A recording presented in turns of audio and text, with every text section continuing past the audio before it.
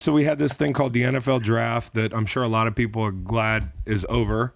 I know I am. I'm glad to be home. Like, when you get back from Vegas, is there a better city to land back from and just like lay in your bed or go for a drive? Is there a better city than Vegas to return from? It's not even close.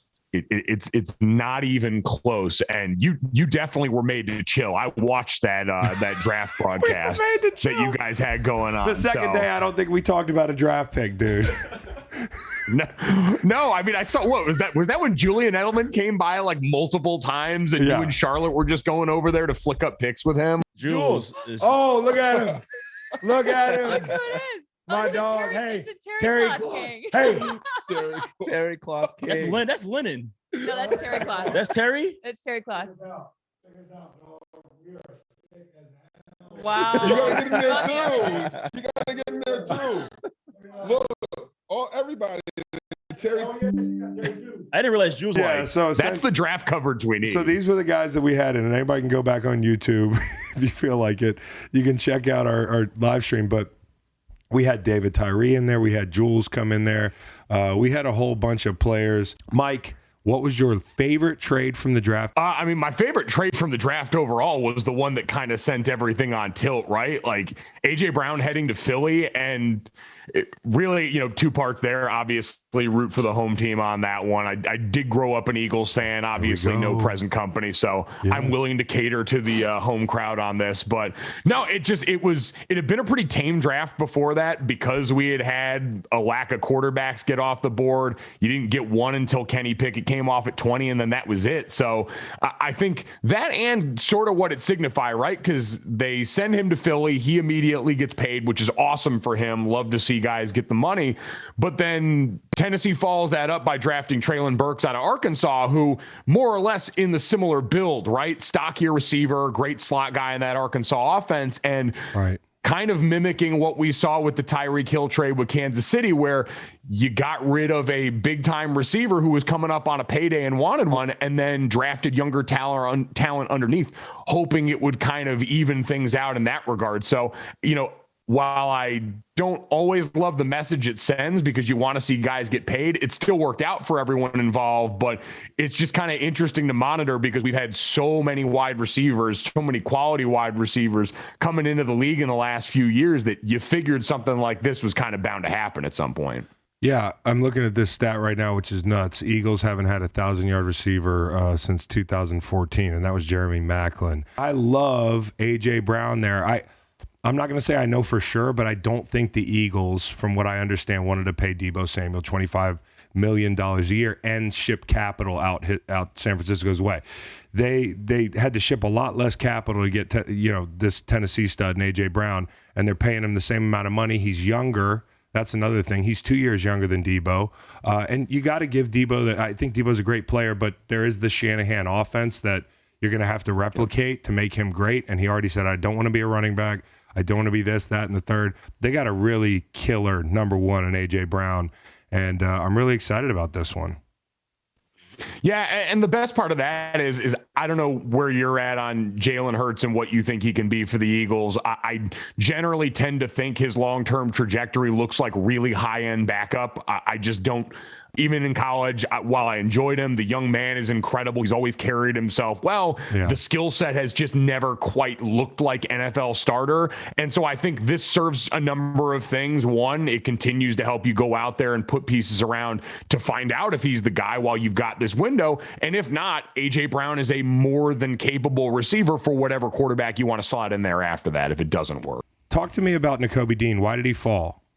It sounds like this was a lot of concerns. Like, number one, like the height, weight, measurable stuff. I know, and this is something we all hear ad nauseum, but, the NFL's looking for traits, not necessarily production and all these things. There's the medical that, we can associate with players specifically in the SEC, but especially at programs like Alabama, like Georgia, where they're going to grind you so much.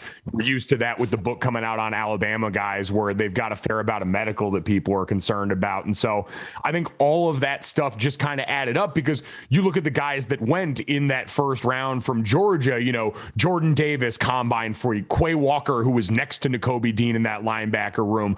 Much bigger, stronger, rangier athlete and all that. Trevon Walker, obviously well known, his rise up through there. So Nakobe Dean, while he was the center and the captain of all that, height, weight measurables wise, I mean, I don't know, this is the NFL draft in a nutshell, right? It's an exercise in teams trying to use whatever tools they can to knock you down and get value out of it. And I think Dean ends up being a stud still. You know, getting to pair him again with Jordan Davis is awesome, especially as the league continues to get lighter boxes where these guys are going to be more and more important in there. But I think it just comes down to kind of the usual stuff we see people. If you don't quite fit into the box measurables wise and you've got some injury concerns, this is what they're going to do. They called him a short king.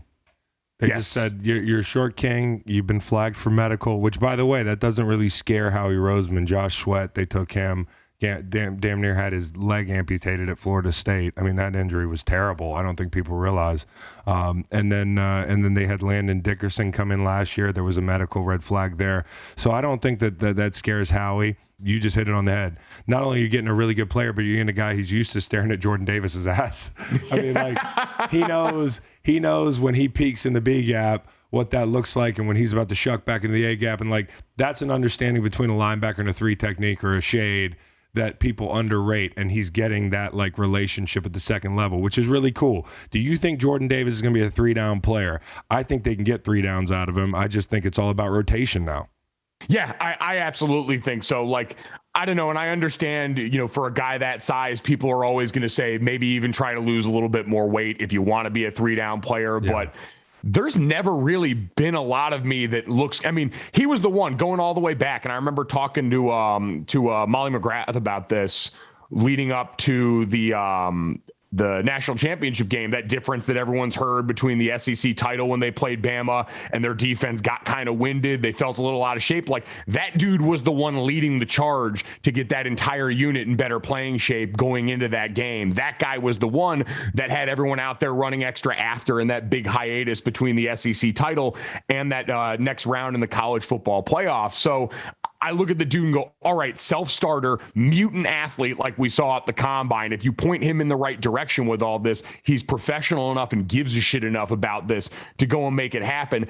And you already can't run on the guy. Like, the third down that you're working on might need a little bit of work over time, but the first 2 you're getting are at an all-world level already. Even against Bama in the game they won, show me the rep where there were run wins for Alabama when he was on the field. They don't exist. It wasn't possible. And I think that's going to already be like, you know, a damn near Pro Bowl level for him at the beginning of this. Yeah, dude. I mean, you think about it, if they shore up that run game on defense, I mean, you get to third down, they have a rotation of 7-8 guys, which is reminiscent of our year in 17, where they just tried to rotate and stack with as many D linemen as possible. And as you know, they bring in the kid from Hassan Reddick, it's another homecoming deal this offseason, and we've almost forgotten about that.